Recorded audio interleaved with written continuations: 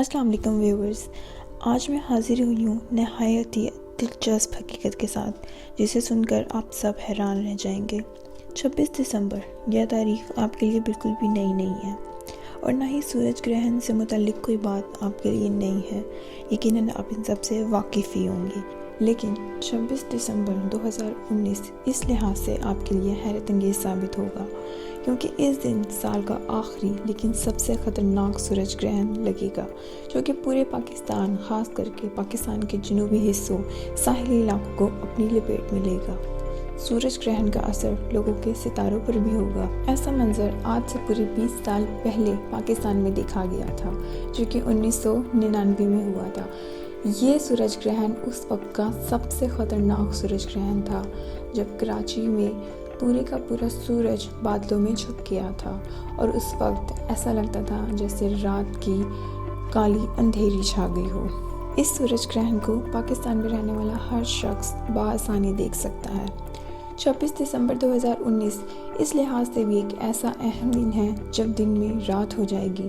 جی ہاں، بالکل ٹھیک سنا ہے آپ نے، ایک ایسا وقت، ایک ایسا دن جب پورے پاکستان میں سورج گرہن لگے گا، اور اس وقت پورا پاکستان دن میں تقریباً رات کا منظر دے گا۔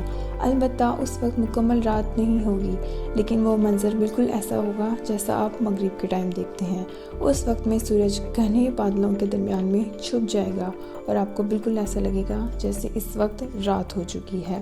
یہ منظر اب پورے 20 سال بعد پورے پاکستان میں صبح 7:30 بجے سے لے کر 10:15 بجے کے تک لگے گا، اور اس بیچ میں سورج گرہن اپنے پوری آب و تاب پر ہوگا۔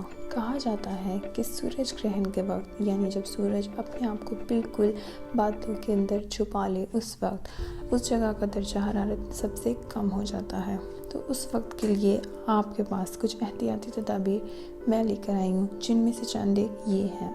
سورج گرہن اگر آپ میں سے بہت سے لوگ دیکھنا چاہتے ہیں تو بے شک دیکھیے، لیکن فلٹر والے چشمے کے ساتھ۔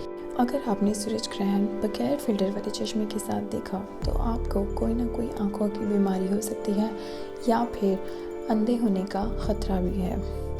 سورج گرہن انتہائی خطرناک ریڈیشنز خارج کرتا ہے، جو کہ ہر انسان کے لیے بہت خطرناک ہے، چاہے وہ بہت نارمل لوگ ہوں یا پھر کسی بھی قسم کے بیمار لوگ۔ حاملہ خواتین کو بھی سورج گرہن کے بعد احتیاطی تدابیر کا خیال رکھنا بہت ضروری ہے۔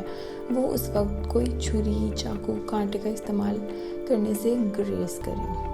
کہا جاتا ہے کہ سورج گرہن کے وقت سورج کو دیکھنے کے بجائے اللہ پاک کا ورد کرنا چاہیے، اور ان سے اپنے گناہوں کی معافی مانگنی چاہیے، قرآن آیات کی تلاوت کرنی چاہیے، اور نوافل ادا کرنے چاہیے، اور ہمیں دعا کرنی چاہیے کہ اللہ پاک ہمیں ہر آفات سے بچائے رکھیں اور ہمیں اپنی حفظ و امان میں رکھیں۔